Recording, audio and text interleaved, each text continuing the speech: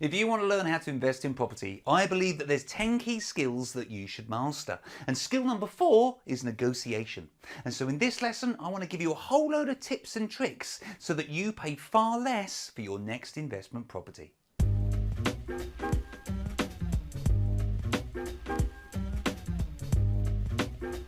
Hi, my name is Tony Law from Your First 4 Houses, and my channel is all about helping you achieve financial freedom through property. If this is your first time here, be sure to subscribe to the channel and click that bell notification icon so you don't miss out on any of the free content that I give you each and every week. So, as I say, I reckon there's probably 10 key skills that you need to get very familiar with in order to be a successful property investor. And my skill number 4, well, it's negotiation. Now, I've been really looking forward to sharing these tips with you because I know how this is really going to help you moving forwards when it comes to negotiating with sellers. Now, this is a little bit longer lesson than usual, but I would encourage you to watch to the end because I'm going to be sharing some real negotiation power tips. So the first thing I'd like to recognize before we dive in here is that I do appreciate that for some people, the idea of any kind of negotiation is just really scary. Really scary, but for other people it comes really naturally. But for the people that are somewhat fearful or they're nervous about negotiation, please realize that you can improve your techniques. You can get better at this stuff. This is very much learnable.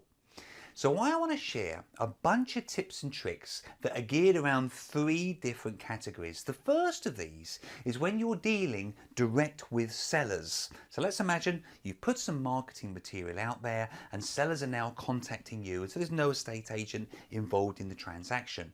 The second way is when you're negotiating through an estate agent. And the third, as I say, I want to share some real negotiation power tips with you. So let's kick things off by talking about when you go direct to seller.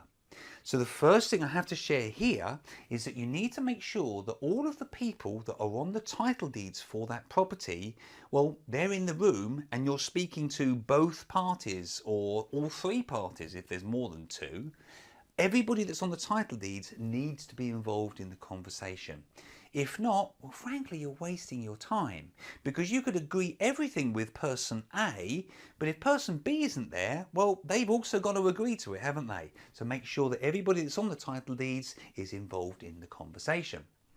First impressions count. Now, I always encourage people to dress smartly, wear a shirt, but don't wear a suit. A suit really sort of screams out maybe a little bit estate agency. Not there's anything wrong with being an estate agent, I hasten to add, but it's a little bit too formal. So I would suggest smart casual is the way to go. From the first point of contact, from that first phone call, from that first text confirming that you're on the way, from the first moment that that door opens, you need to be building rapport. Try to connect with the seller on a personal level from the very first moment that you meet them. If they've got a dog, say, "Oh, yeah, I've got a dog." If you like golf and they like golf, have a chat about golf initially. Just try to get some kind of a connection on a personal level. When it comes to walking around the property, let the seller guide you around the house. Never ever criticize anything that you see.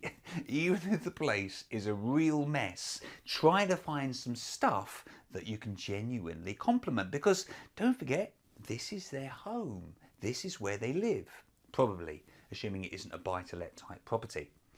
Now, at some point, you're going to have to start to negotiate or talk about some numbers and start to get down to the nitty-gritty of what the deal looks like. So I would steer you in the direction of the kitchen, not the lounge. I'm always really cheeky and I always ask the question, have you got the kettle on?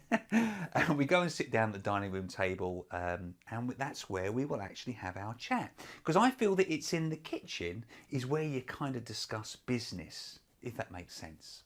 So assuming here that this is a motivated type seller, and by that I mean they either haven't been able to sell for some reason and they're now kind of really wanting to sell, or maybe they genuinely have got to sell very quickly for some reason, you need to establish as early in the conversation as you can what the problem is. What is the problem? Why can't they sell? Or Why do they need to sell really, really quickly? And then you need to come up with a win-win solution. Something that, well, I'd actually encourage you to do it like this. Something that works firstly for them. So make it a first win for them, and secondarily a win for you as well. Now, it might be that the property is unmortgageable for some reason, and there could be loads of different reasons why a property is unmortgageable.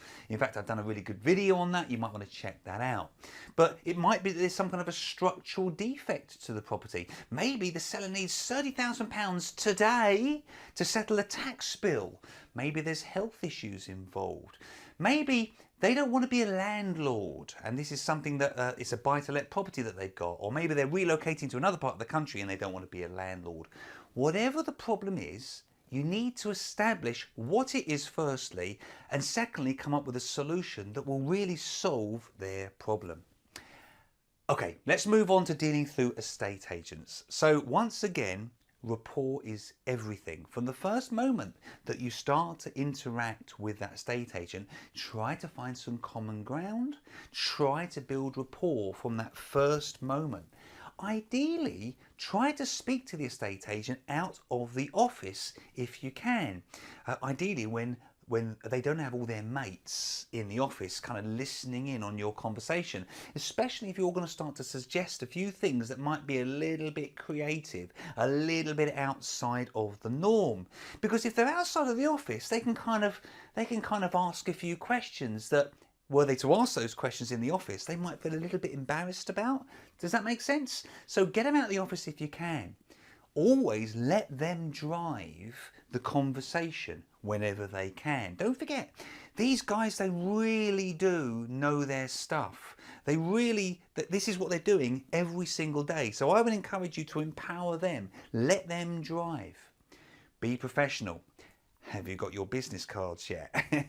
If you haven't got any business cards, please just go and get some printed up straight away.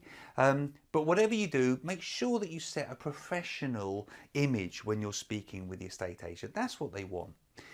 Now, one other little tip when it comes to dealing with estate agents. When you're walking around the property, when you're dealing directly with the seller, do you remember I was saying never criticize, never point out anything that you're a little bit uncomfortable with in the property because this is their home? If you're walking around with an estate agent, I think it's perfectly okay to make some observations, draw the estate agent's attention to the fact that the windows have gone, the door frame's slightly out of alignment, there's a crack down here, I wonder what's going on there. Wow, that kitchen's going to have to come out, this kind of thing. But carry around with you a worn notepad. Something looks like that looks like you've done this many times before. And it's in this notepad that you're going to note down all these little areas. And then when you get back into the estate agent's office, then you can start to have a chat about what do you think that kitchen would cost? How much do you think it would cost to put new windows in? And start to chip away maybe a little bit of the price in front of the estate agent. Now, I know ultimately it's the seller that you're going to have to convince, but actually if you're going through an estate agent, actually it's the agent that's going to be doing the convincing, isn't it? Because they want this property sold. Of course they do. That's how they get paid. And so if you can convince them, well, they're going to really try to sell it with a bit of conviction to the seller, aren't they? Now, if you're unconfident in dealing with estate agents, another really big tip here is to practice your negotiation skills outside of your area. So what do I mean by that? Well, I'm sure that you will have a dedicated area which is where you want to buy. Well, go and look at another area where you're not wanting to buy. Maybe somewhere that's, say, half an hour's drive away, so that if something really came up, well, you're going to go and grab that one. But go and deal with some estate agents in that area and practice outside of your area. It's a great way to improve your technique.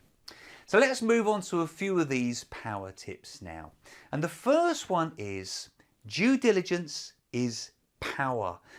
Or rather, knowledge is power. So you need to do as much due diligence on a property as you can before you go and see it. Now, I've done videos on due diligence before, but honestly, if you can learn as much as you can about the property, download the title deeds, look around the area, you'll be in a much stronger position when it actually comes to doing the due diligence.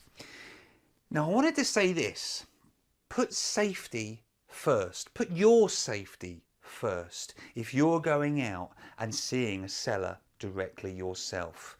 I always worry about this, to be really honest with you. I don't like the idea that you might be going into a property, maybe alone, probably alone, and you don't actually know who's actually in that property, assuming that you're dealing directly with a seller now. So make sure somebody knows where you're going at all times. And if you get somewhere and the seller tells you, oh, let's just jump in the car and it's just down the road, don't get in the car. Follow them, but don't get in the car. Take a laser measure with you.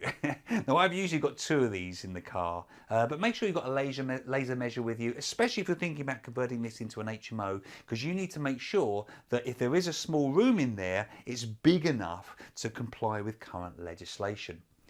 Listen to what the seller is saying to you, or indeed what the estate agent is saying to you. Have you heard of this really cheesy phrase, you've got 2 ears and 1 mouth, and so you should use them in that configuration? Well, it is kind of true, really. If you listen more than you're talking, you'll be amazed at how much you'll absorb out of the conversation. If you're doing all of the talking, well, you're not really going to pick up any information at all, are you? If there's no deal there, always be prepared to walk away. Don't be a motivated buyer. If there's no deal, walk away. And one of the best ways to build real credibility is to follow through and do what you said you're going to do. There's 15 separate video lessons in the negotiation module of my online Property Masterclass, and these will really help you to close more deals. And so if you'd like to book a 10-minute phone call with me to find out a little bit more about this course and how it could benefit you, simply click on this link here to book a time slot.